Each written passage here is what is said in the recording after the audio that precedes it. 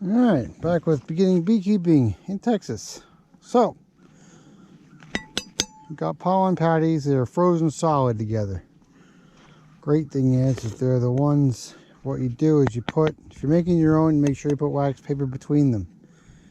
If you're getting them from Main Lake, other places, there's wax paper already between them. Frozen solid. So what you do is you kind of find the edge, and that's what the wax paper, one of the reasons the wax paper is there. Find the seam, get your hive tool in there, and pry away. Once you get it good, pry it apart.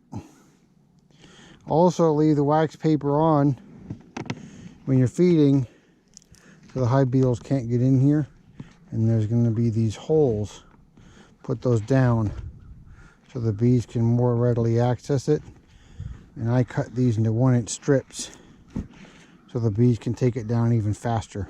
A small hive isn't going to take down a whole patty before the hive beetles get to it. So I'll just give them 1 strip, put it in, let them eat it, continue.